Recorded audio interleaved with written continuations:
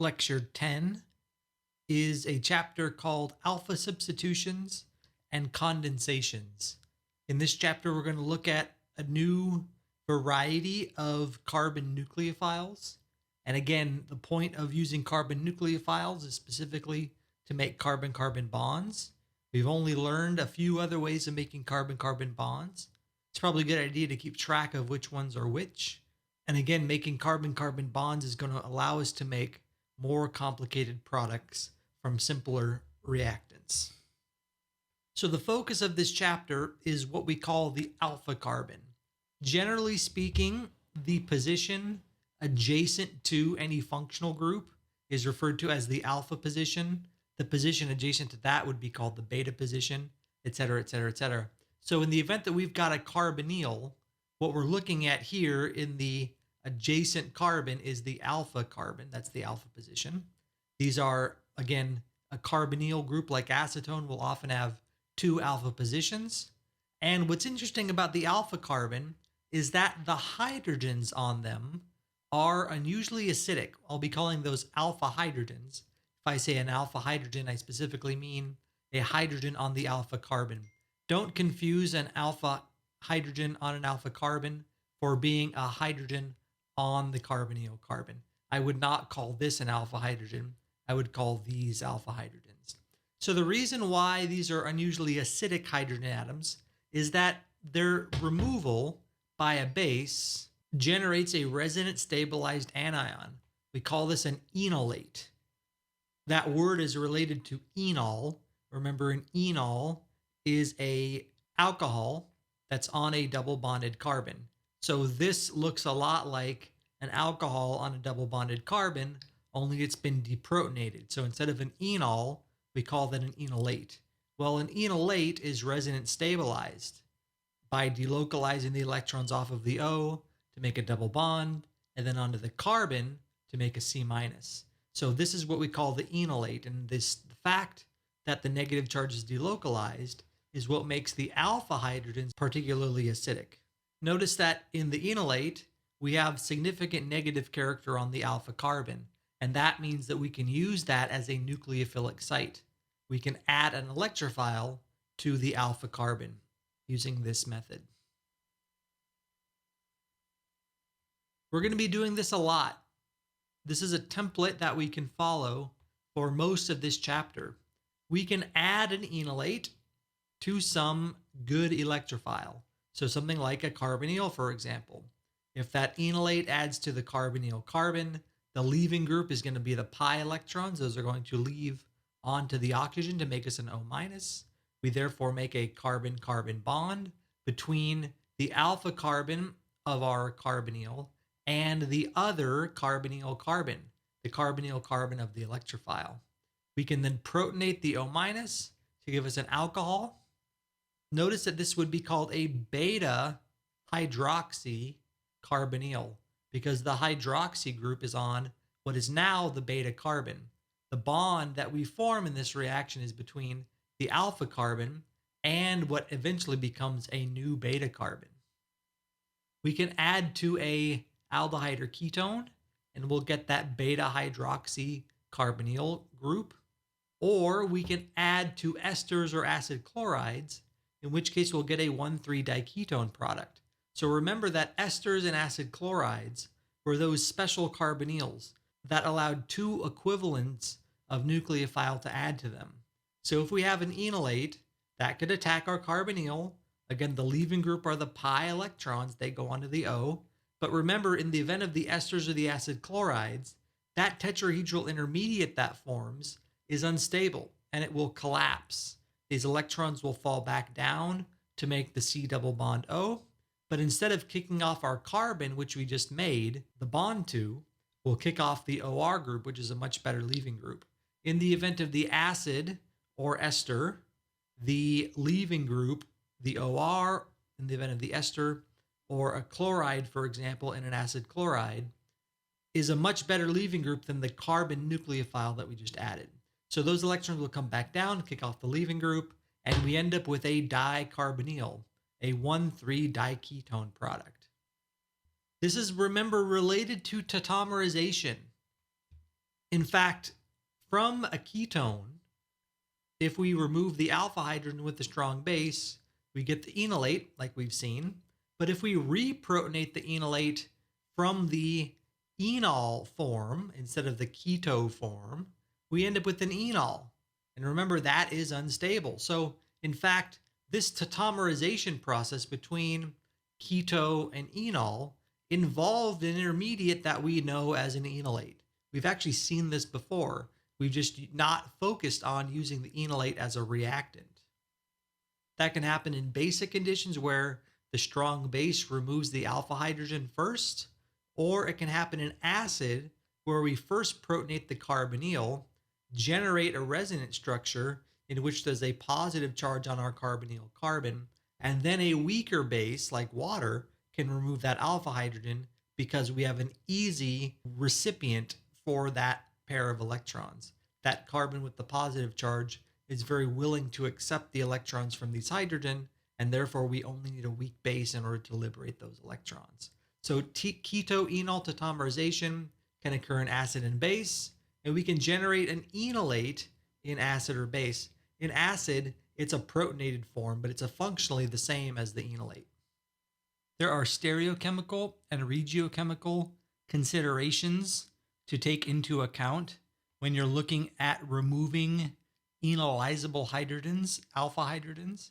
For example, in this case, we've got two types of carbons on either side of the carbonyl. We've got a secondary carbon with two hydrogens, we've got a tertiary carbon with one hydrogen, and we've got a stereocenter. This carbon has four different groups on it: the methyl, the hydrogen, the carbonyl, and the CH2. This is in the R configuration, and you'll notice that if we remove this hydrogen, we lose one of the four groups that's attached to our carbon.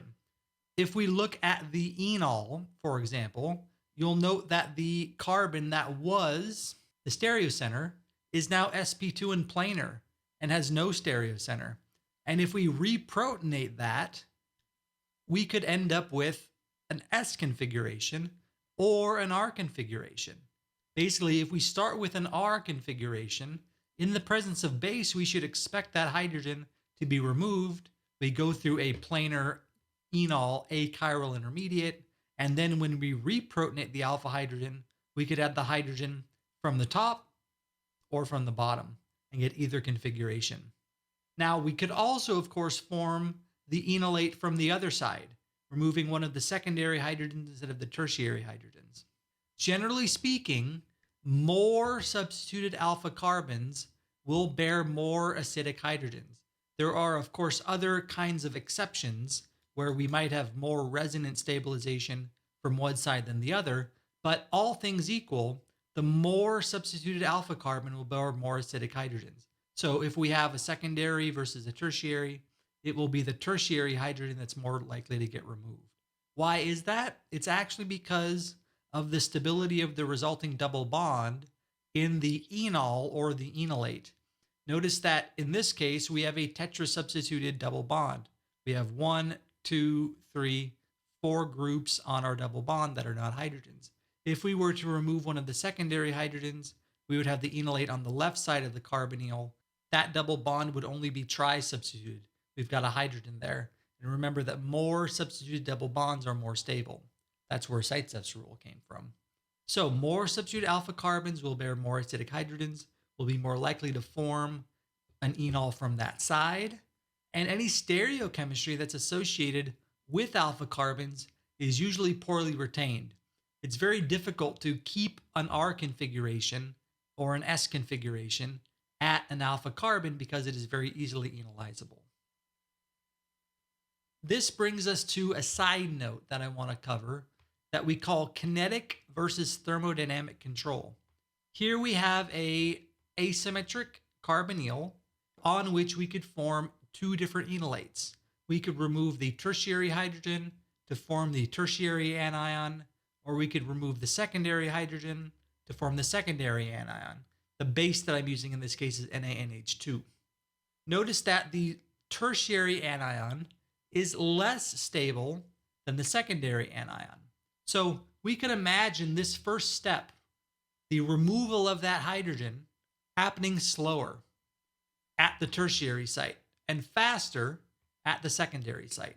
The deprotonation step is slower for this pathway, faster for this pathway, owing to the stability of these intermediates. Now, the next step, though, if we look at the resonance structure and we take these electrons and move them down to make a pi bond and delocalize the negative charge on the O, we can do that with either one of these negative charges, just from the other side. So now we have the pi bond, and again, this gets us a quaternary or a tetrasubstituted pi bond. This gets us a tri-substituted pi bond. So you can imagine that this step, the formation of the pi bond, happens faster for our top pathway and slower for our bottom pathway. And if we were to add an electrophile to our enolate as a nucleophile, we would have more electron density from our more substituted side and less electron density from our less substituted side. Again, having less R groups gives us less electron density and it makes it less nucleophilic. So addition of an electrophile to our enolate happens faster in this top step. So we've got two competing factors, two pathways where one step is slower and one step is faster. We can actually control which pathway we follow using temperature. So you can imagine that we've got two different pathways starting from some starting point in the middle here. We have one pathway where we have a easier first step and one pathway where we have a harder first step. The blue pathway has the easier first step, has a lower energy of activation, and the red pathway has a more difficult first step with a higher energy of activation. But in our blue pathway, notice that our second step does not take us as far down in energy. In the red pathway, our second step takes us very far down in energy. So look at this, two pathways. One is a good first step. One is a bad second step. The other is a bad first step and then a good second step. Let's think about how these pathways can be controlled with temperature. Now, at low temperature, let's imagine we have low temperature. Consider our first step. At low temperatures, we're going to be more likely to get over our blue pathway's transition state than our red pathways because we have a lower energy of activation on the blue side. So imagine that at a low enough temperature, we will only be able to go over the blue pathway and not be able to go over the red pathway. So at low temperatures, we should expect 100% of product originating from our blue pathway and no product originating from our red pathway. But at higher temperatures, let's think about how that changes. At higher temperatures, we'll be able to get over our red first step, but we'll of course also be able to get over our blue first step. But notice that the red pathway from the product is not reversible. It's very difficult to go backwards from our red product because it's so low in energy.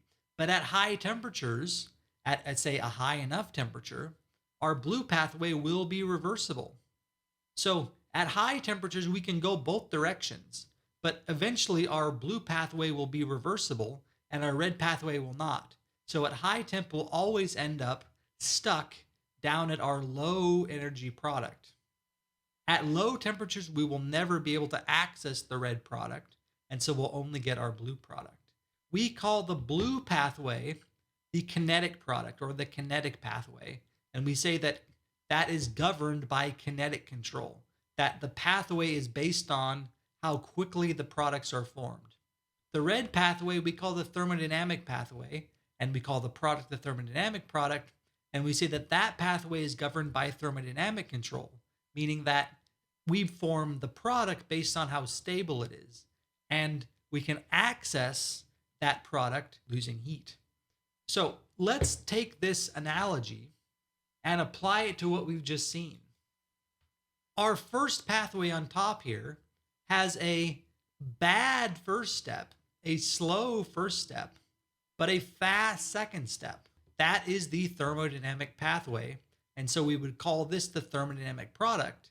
If we want this product we would know that we could use high temperatures to access it. Our other pathway has an easy first step, but not as good of a second step. And so that's the kinetic pathway, and we can access that pathway using low temperatures. Generally speaking, the low temperatures that we use are negative 78 degrees. That's about as cold as we can easily get a solvent in the lab.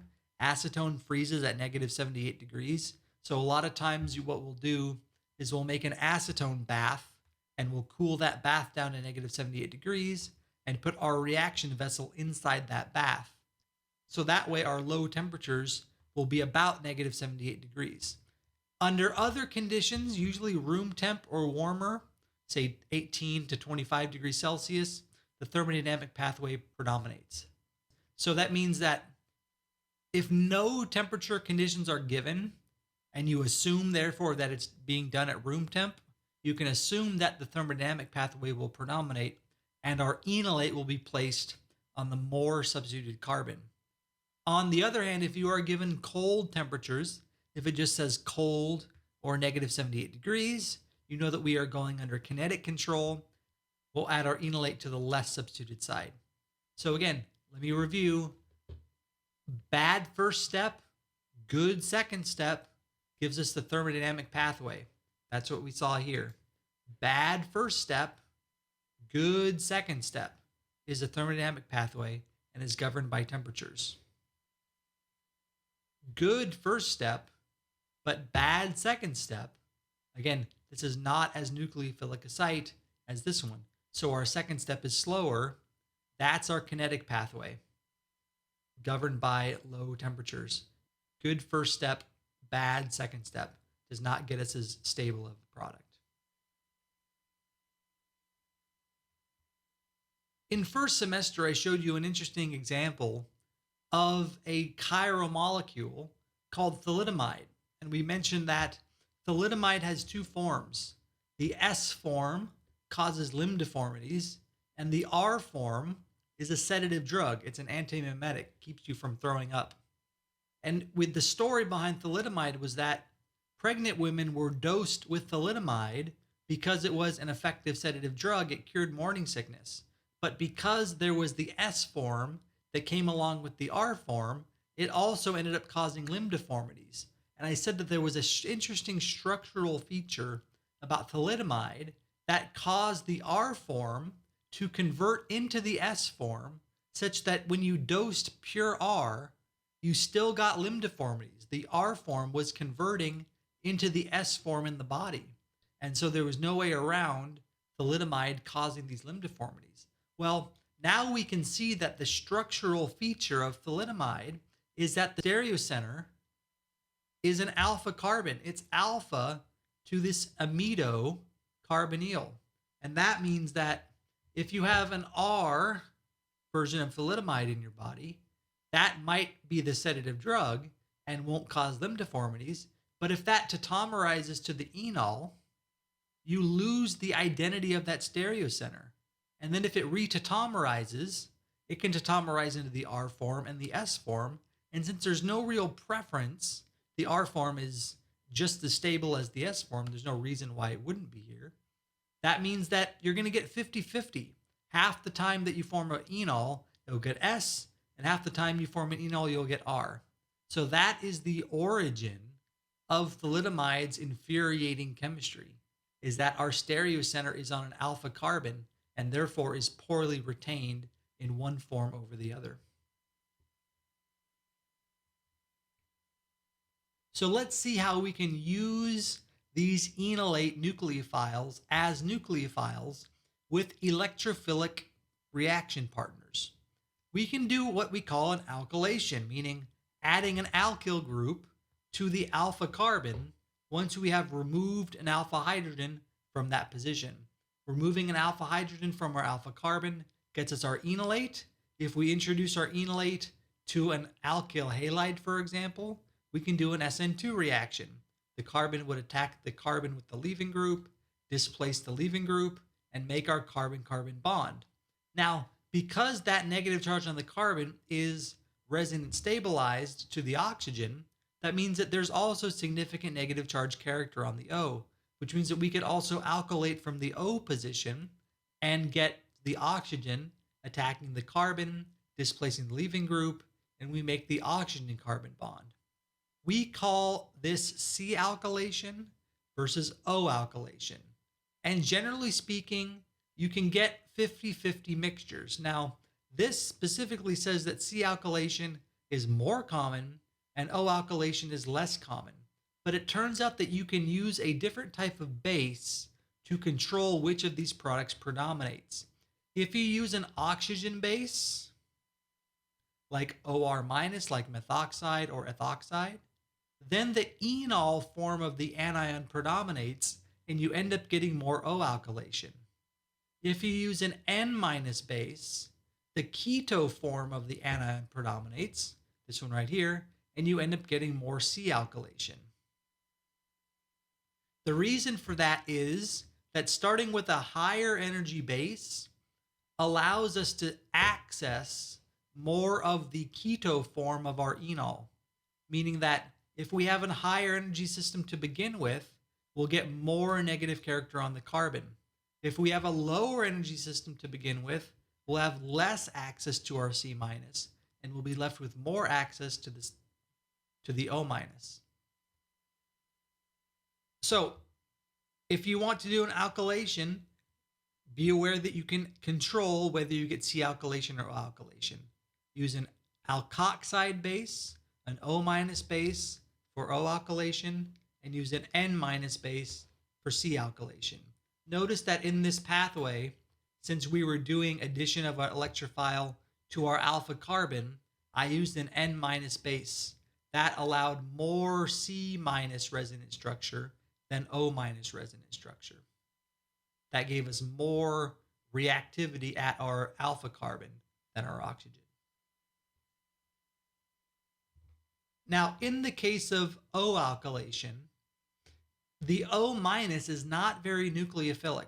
C minus is much more nucleophilic than O minus. So in the event that we're going to use our O minus base to generate the O minus enolate here, we need a really good electrophile in order to get the O minus to actually do the nucleophilic attack. So the enolate O minus is not very nucleophilic, so only excellent electrophiles like RX are viable reaction partners. Again, this is based on orbital energy matching. Don't worry about that too much, but again, if you have a high energy orbital, it needs to be able to access another high energy orbital. If we've got a low energy orbital, it has to access a low energy orbital.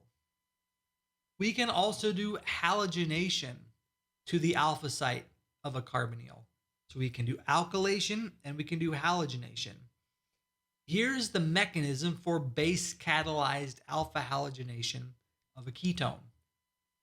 We have our ketone. We're going to use a halogen like Cl2 or Br2 and base, hydroxide and water, some basic aqueous solution. And you'll notice that the product has the chlorine on the alpha position in place of one of our hydrogens. So we have alpha halogenated our starting material. Here's the mechanism. Since we've got a strong base, we're going to remove one of our alpha hydrogens, which is acidic. So we can remove one of our alpha hydrogens, return the electrons to the alpha carbon. That generates our enolate, which is resonance stabilized. Since chlorine, Cl2, is not a great electrophile, it will only add to the carbon minus, which is the better nucleophile. The O minus nucleophile is not a good enough nucleophile to add to chlorine or to add to bromine. So the carbon nucleophile will add to the X, displace the other X as X minus, and lo and behold, we have alpha halogenated our carbonyl.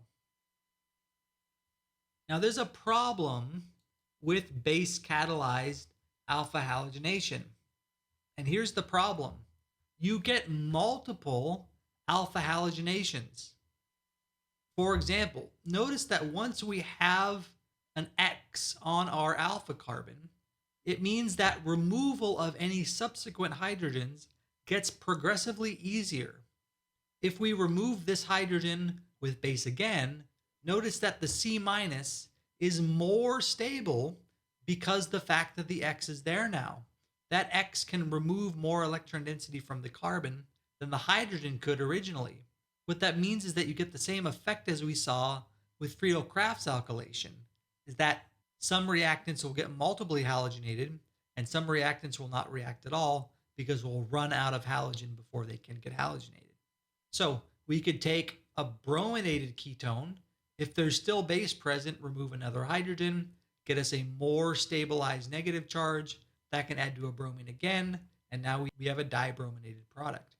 If we have 3 hydrogens on our alpha carbon, meaning that we have a methyl ketone, and we use 3 equivalents of X2 and 3 equivalents of base, it will triply halogenate. Go through this process 3 times and add 3 X's to it.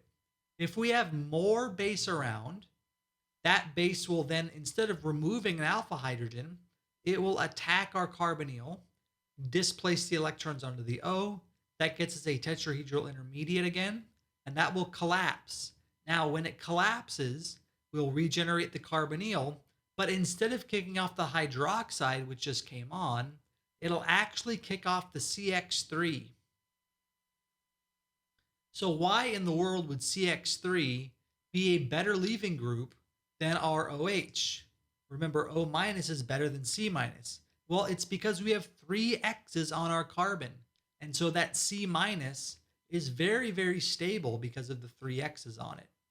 So if we have CX3 and now we've made a carboxylic acid, that will generally do a proton transfer and we'll get HCX3, which is called a halo form, and then we'll have a carboxylic acid left over. We've seen this conversion before. If you go back and look at our oxidation reduction map, there was a crossover from our secondary pathway to our primary pathway that involved converting a methyl ketone into a carboxylic acid.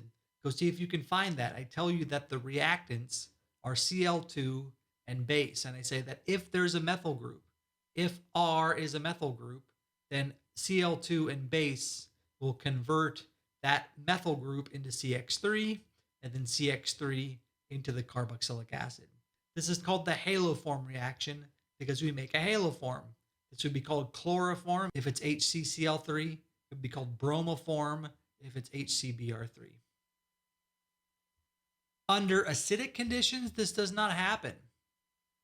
If we use Cl2 and acid instead of Cl2 and base, we don't get multiply chlorinated product. We only get a monochlorinated product. So to explain why that is, let's look at the mechanism. Under acidic conditions, instead of removing the alpha hydrogen with a base, we will protonate our carbonyl with the acid. That will get us our protonated enolate, and we can resonance delocalize that positive charge, bring the electrons up from the carbonyl onto the oxygen. That gets us the C plus and the neutral O. The conjugate base of our acid can then remove one of our alpha hydrogens, kind of do this E1 type elimination step where we remove a hydrogen, the electrons fall in to make a pi bond, get rid of the positive charge. That gets us our enol.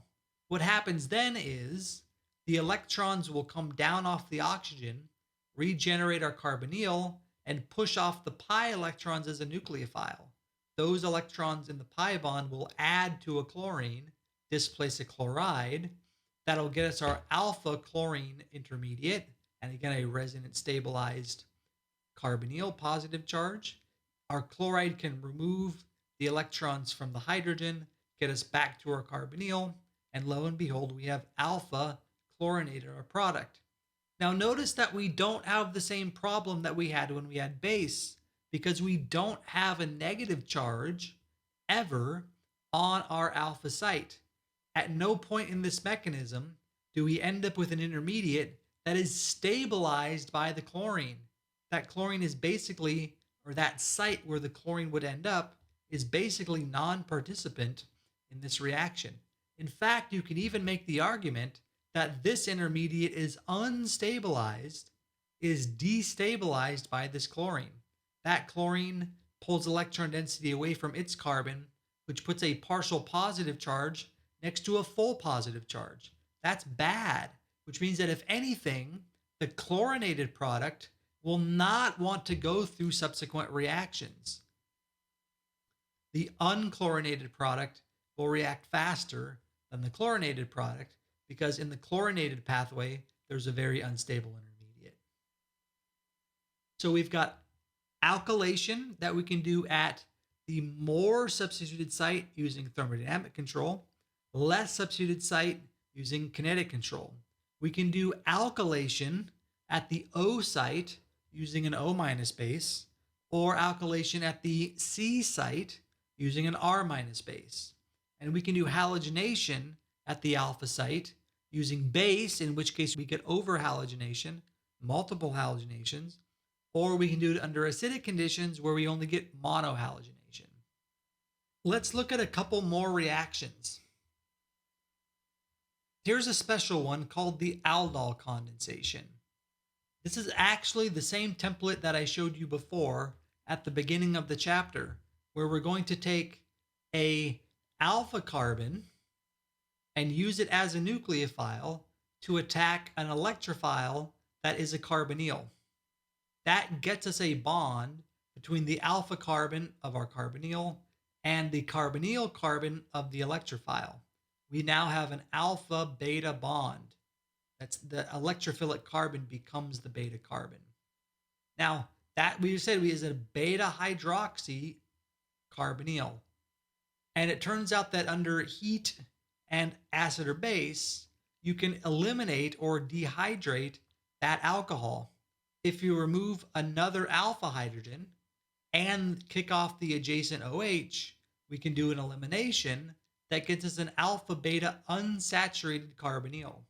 That alkene is an element of unsaturation, and so we call it an alpha beta unsaturated carbonyl, ketone or aldehyde.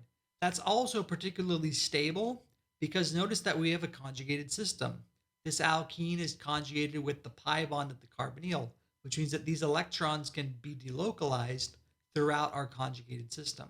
So that alpha beta unsaturated carbonyl is a very good product, which is why our beta hydroxy will easily eliminate. Here's the mechanism. We'll use a base to remove our alpha hydrogen, generate our enolate. Again, that enolate has the negative charge on the C that is delocalized onto the O. Since the C is more nucleophilic than the O, the carbon will do the attacking. It will attack another molecule that has a carbonyl. Whatever that is, it'll attack it.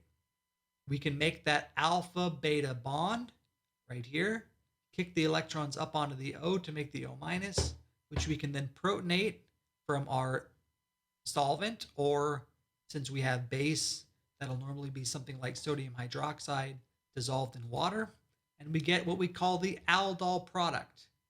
We call this aldol because in this case it has an aldehyde and an alcohol.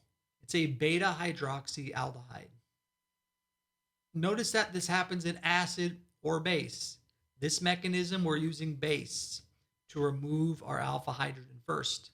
If it happens under acidic conditions, the first step is not to remove an alpha hydrogen again, but to protonate our carbonyl. We've seen this before. Protonate the carbonyl, generate a resonance structure where there's a positive charge on the C. That makes the adjacent hydrogen very easy to remove because we can get rid of that positive charge. So something like water, the conjugate base of our acid, could remove an alpha hydrogen and we end up with our enol. Now again, this process is equilibrium, so under acidic conditions, this should be going back and forth all the time.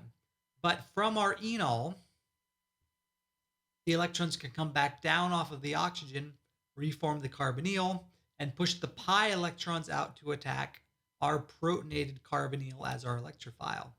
That gets us our alpha beta bond. We've got an alcohol now. We've got a resonance stabilized carbocation that can be resonance stabilized from the double bond O. If we then remove the H from that double bond O, we end up with our aldol product again. So we end up with the aldol, the beta hydroxy aldehyde, whether we use acidic conditions or basic conditions.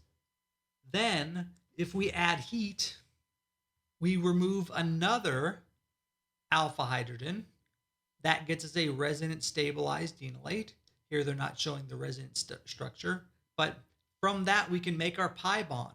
These electrons can come down, make the pi bond, and then force off the hydroxide as our leaving group, getting us an alpha beta unsaturated carbonyl.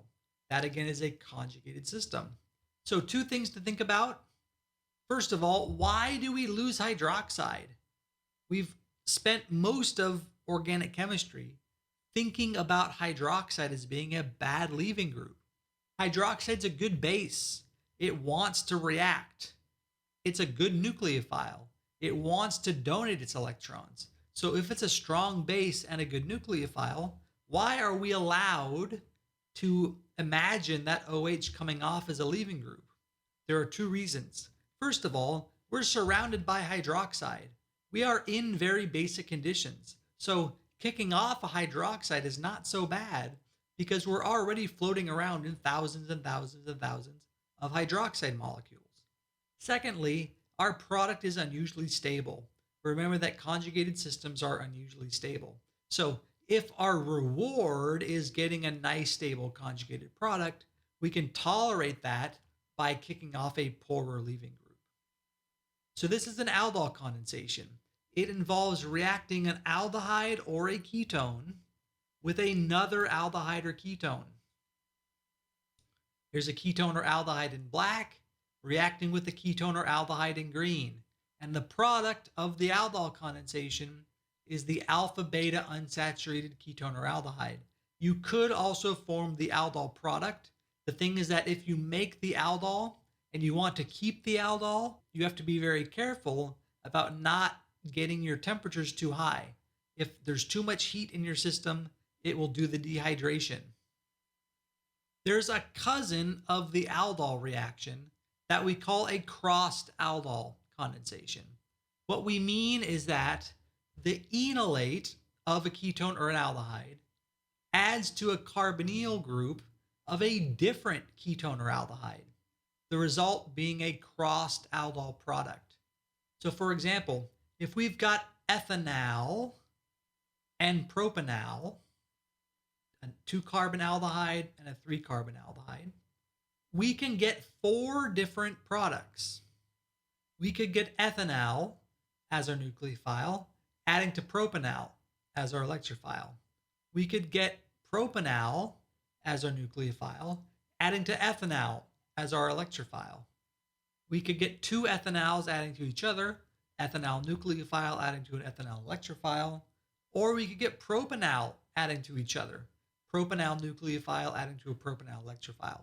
Basically, you can think of this as A plus B gets us AB, or B plus A gets us BA, A plus A gives us AA, and B plus B gives us BB, where AB and BA are different. That's a crossed aldol. You can also get cyclic aldol condensations, where you have a nucleophile and an electrophile on the same molecule. If we've got a 1,4-diketone, for example, a molecule where we've got a ketone on, say, the 1 and 3 carbons away on the 4, we've got another ketone. Those are related by 1,4, a 1,4 relationship. We could remove an alpha hydrogen from one of those ketones and use that as the nucleophile to add to the carbonyl of the other ketone. That would close this ring. And since these carbonyls are in a 1,4 relationship, we're going to make a 5-membered ring. Notice that since this is an aldol reaction, we have an aldol product, a beta hydroxycarbonyl. The OH is on the beta carbon, which is the carbon that got attacked by our alpha carbon that made that alpha beta bond. That gets us our aldol product, and that can dehydrate to get the alpha beta unsaturated carbonyl.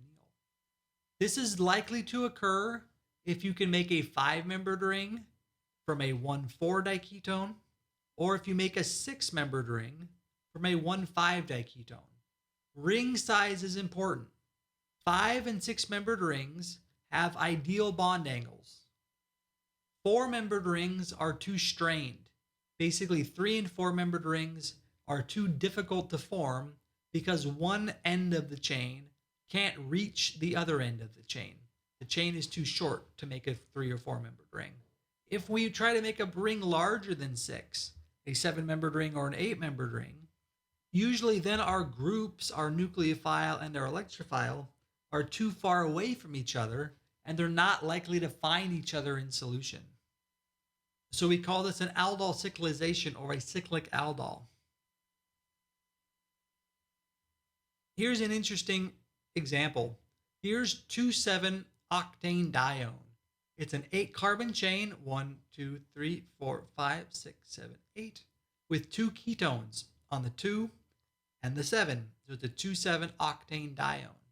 If we use hydroxide, we get the cyclic aldol, where the alpha carbon of one carbonyl gets deprotonated and attacks the carbonyl on the other side. That gets us a 5-membered ring. If we then take the aldol product, dehydrate it, we get the alpha beta unsaturated carbonyl. Now think about this. If our primary carbon gets deprotonated and that attacked the other carbonyl, we would make a 1, 2, 3, 4, 5, 6, 7-membered ring. If our secondary enolate attacks our carbonyl, we get a 5-membered ring. And so that would be favored. Generally speaking, these internal enolates, the secondary enolates, are favored over the primary. Again, that was kinetic versus thermodynamic control. At room temperature, you get the thermodynamic product. You make the thermodynamic enolate. And so we'll end up with a 5-membered ring here instead of a 7-membered ring. So secondary enolates are favored over primary, and 5-membered rings are favored over 7-membered rings. So that's how we would predict this reaction proceeding. So that's the end of lecture 10, part 1. We've broken this lecture into 2 parts. Just as a quick review, think about the reactions that we learned today. We reviewed formation of enolates under acidic conditions or basic conditions, and we viewed it from the perspective of the alpha carbon having alpha hydrogens that are easily removed from it. We did, first of all, stereochemical considerations, that alpha carbon stereocenters are not easily retained. We looked at thermodynamic versus kinetic control, where we could control more substituted versus less substituted enolates and their formation. We looked at alkylation, where we could do C alkylation versus O alkylation, using nitrogen base for C alkylation and oxygen base for O alkylation.